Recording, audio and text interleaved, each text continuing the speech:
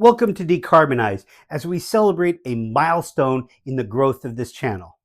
In September 2024, I released a video critiquing an interview by John Stossel of Todd Myers, Vice President for Research at the Washington Policy Center, about whether or not we should remove the Snake River dams in the Pacific Northwest to aid salmon recovery. They felt the dam should stay, and I thought the data they presented was cherry-picked and unpersuasive, and the situation was much more complicated. In April of 2025, Todd Myers created a video critiquing my video, Pro Snake River Dam Claims Exposed as Correct. This is the first time someone has bothered to create a video like this, and I have to admit, I thought that was pretty cool. He has some reasonable objections, so I thought it would be worth reviewing his video with you. I won't show all of Todd's video, but there is a link in the description.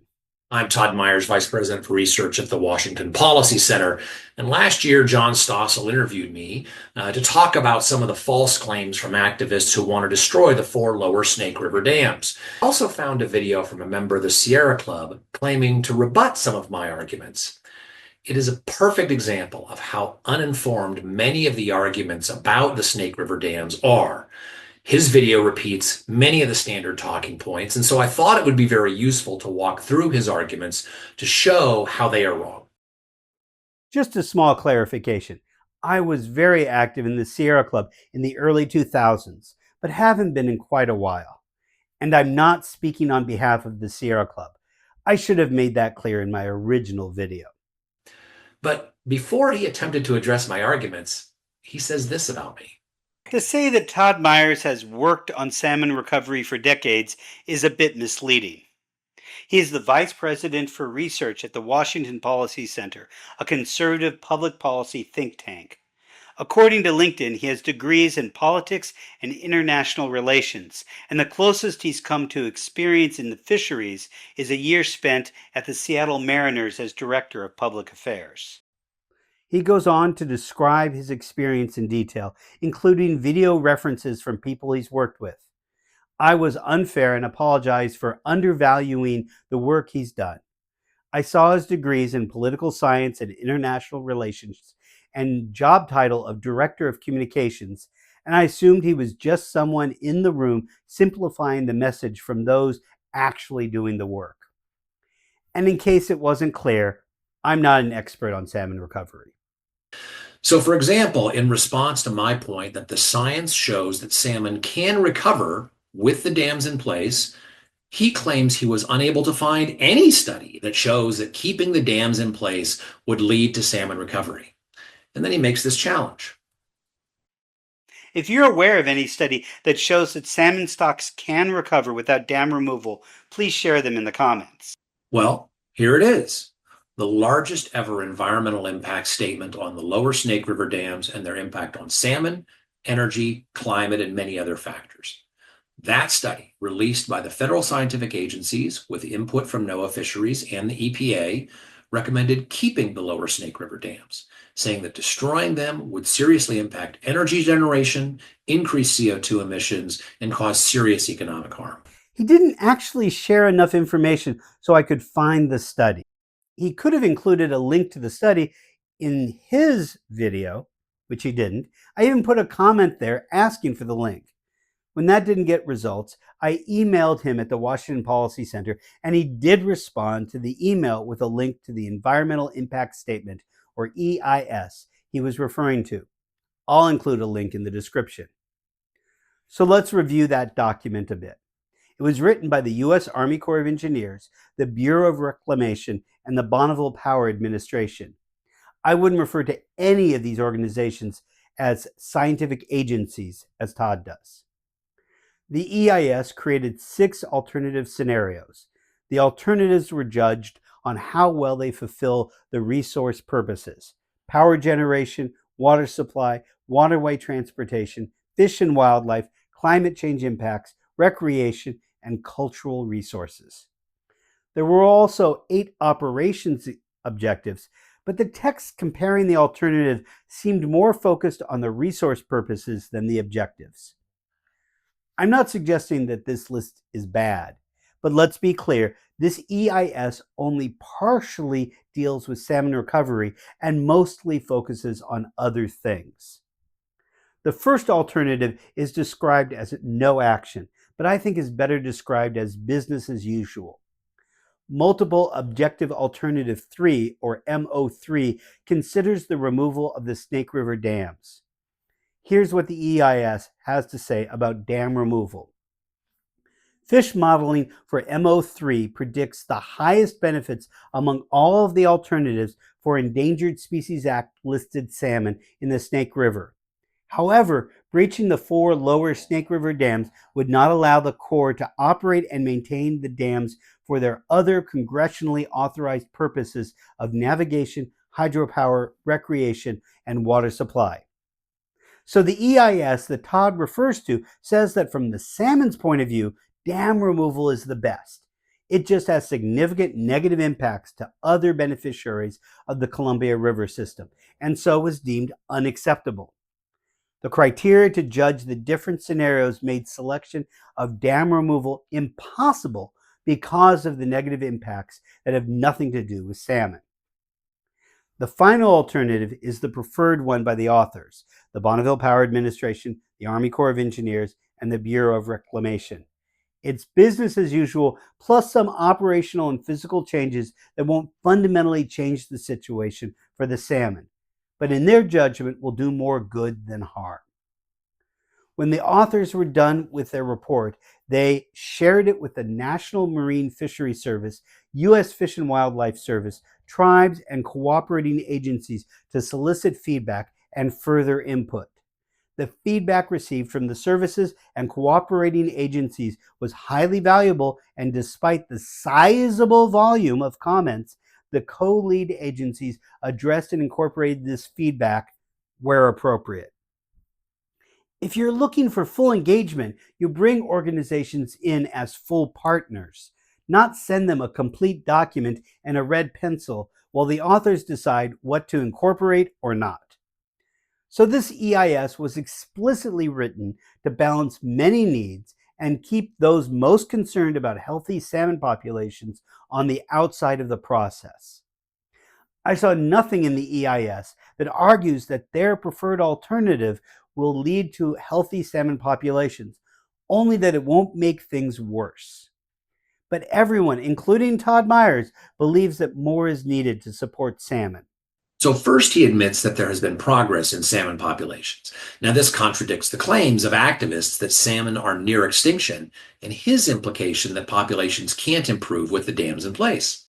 Sorry, where did I imply that populations can't improve with the dams in place?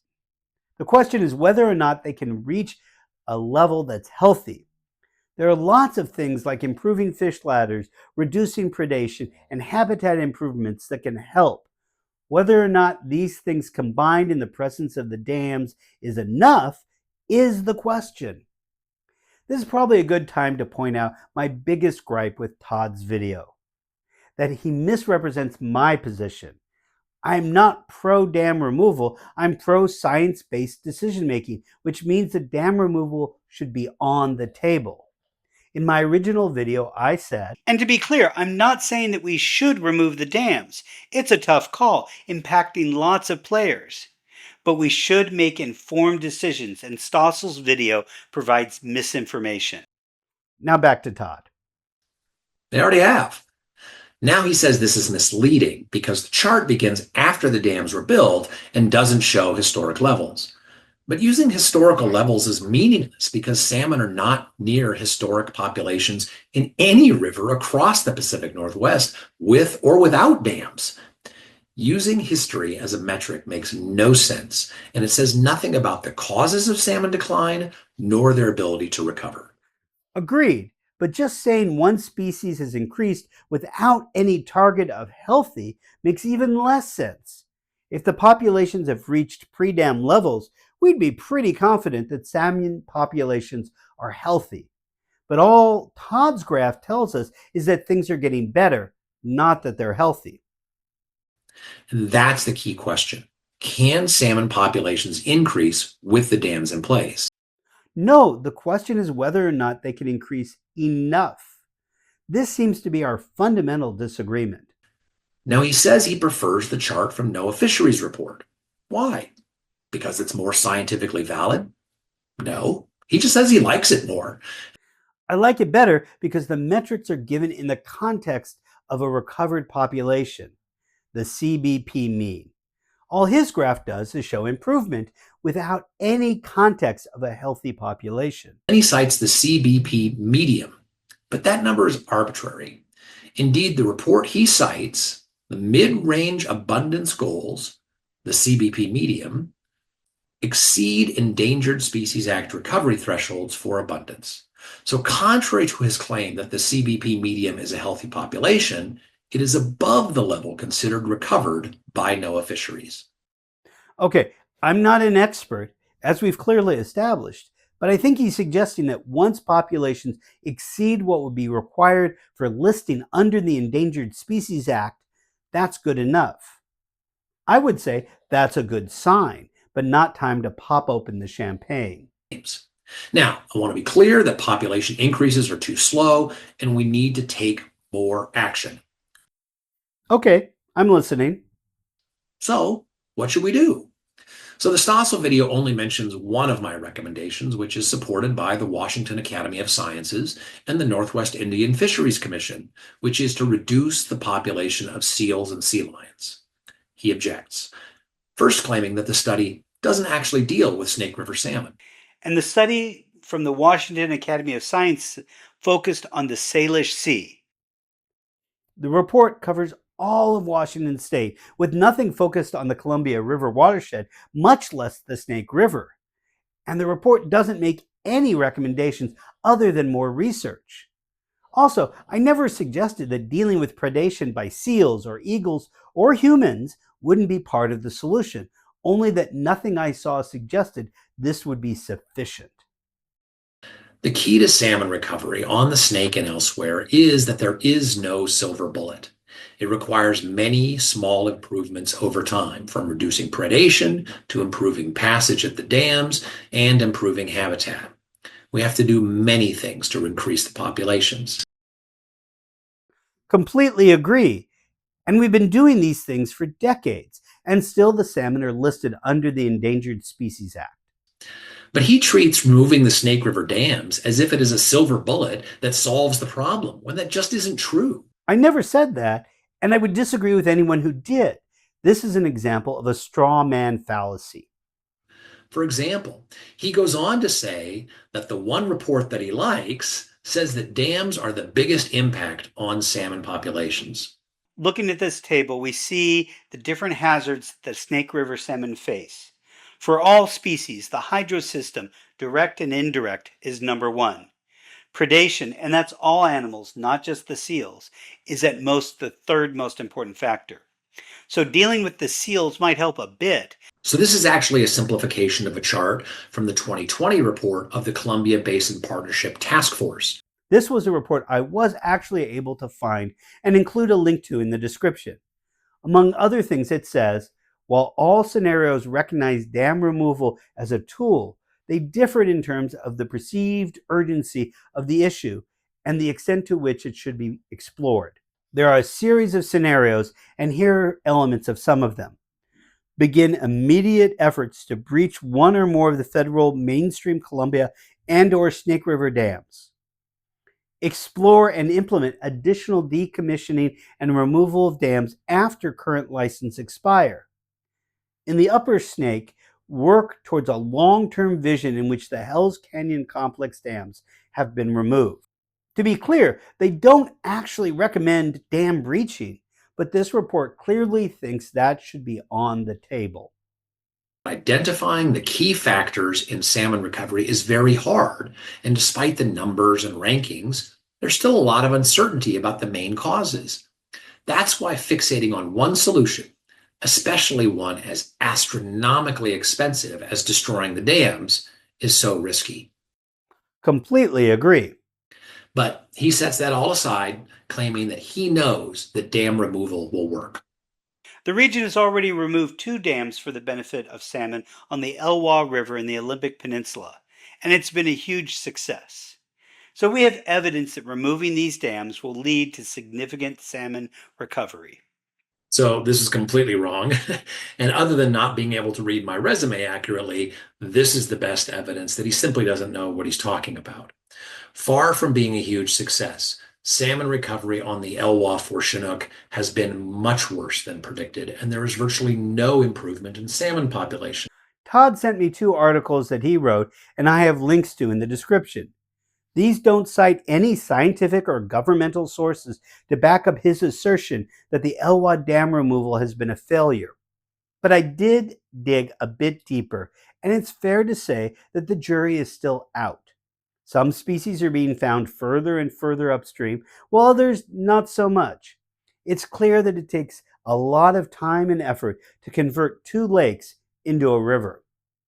I think it's fair to say that the lesson of the Elwha is that even with dam removal, the challenges of supporting declining fish populations is difficult. Now, there's one more claim that's worth addressing, and that is about the energy provided by the dams.